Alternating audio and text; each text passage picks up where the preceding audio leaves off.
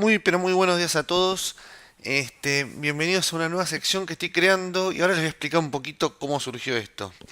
Si siguen más o menos el canal, verán que hay una sección en la que se hace un RPG en QBasic. Entonces quería empezar a hacer un juego en Java para mostrar un poco el proceso, subir el código así como está el de QBasic ahí creado, que tengo que volver un poquito, no por temas de programación, sino porque tengo que leer el manual de Dungeons and Dragons todo el tiempo, que tiene que ver con eso y me está llevando un tiempo, pero ya voy a volver sobre ese tema.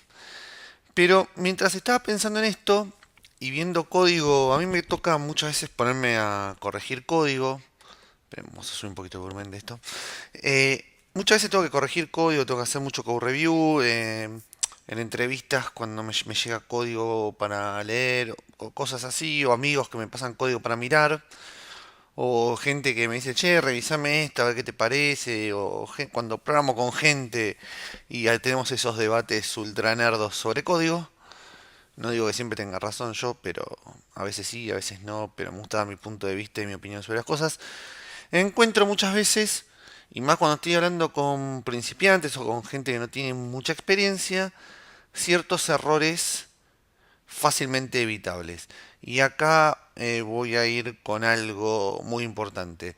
Si sos un experto en programación y me vas a decir qué pavada es esto que estás diciendo, esto es recontra fácil y cualquier persona lo entiende, te invito a ver cualquier otro video, porque esto no va a ser para vos, porque la explicación que voy a hacer hoy es una explicación recontra básica que le va a servir a gente que prácticamente no tiene experiencia.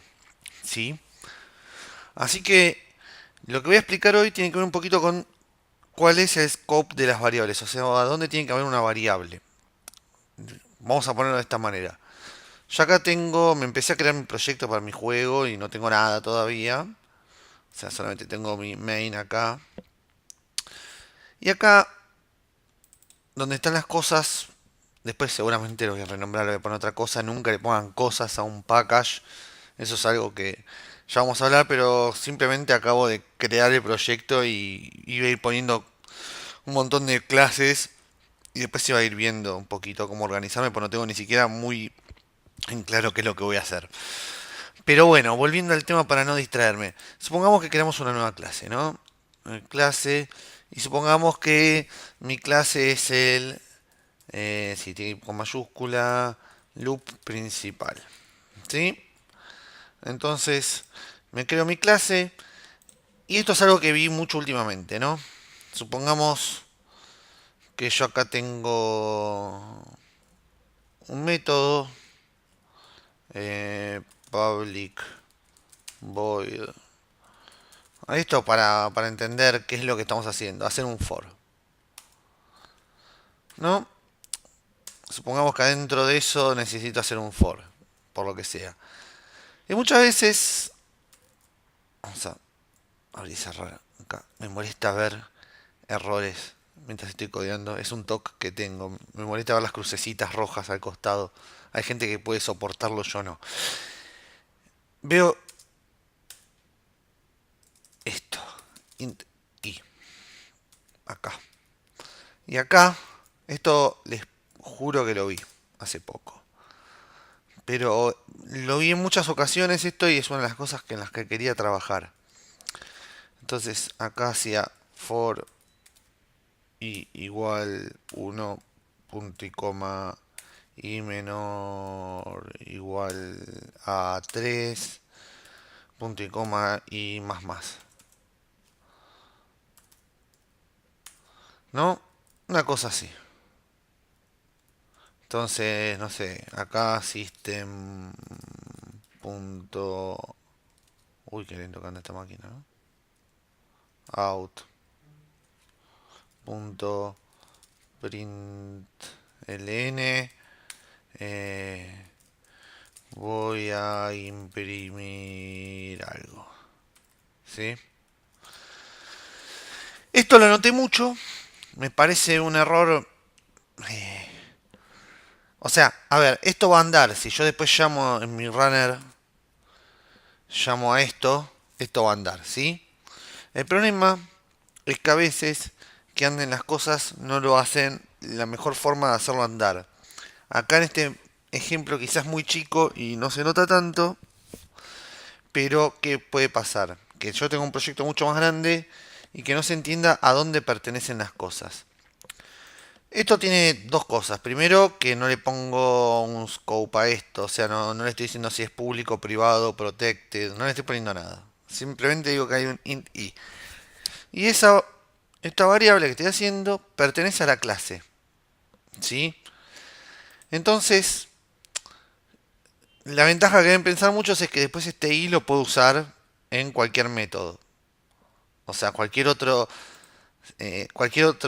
método que tenga alguna variable que necesite un entero, puedo usar ese i, me queda como una especie de comodín. Lo cual no tiene mucho sentido. En vez de hacer esto, deberían hacer que la variable sea funcional al lugar donde lo van a usar. A ver, ¿quién tiene que ser el responsable de usar esto? ¿Sí? No estoy diciendo que acá no pongan nada. Simplemente les estoy diciendo que para cosas así, en vez de hacer esto, declaren esto acá. Entonces este i pertenece a este método y no sale de este método. ¿Sí? Y queda declarado al momento exacto en el que lo vamos a usar. Y solo está ocupado eso en ese momento y cuando termine ese método no voy a tener más esa variable.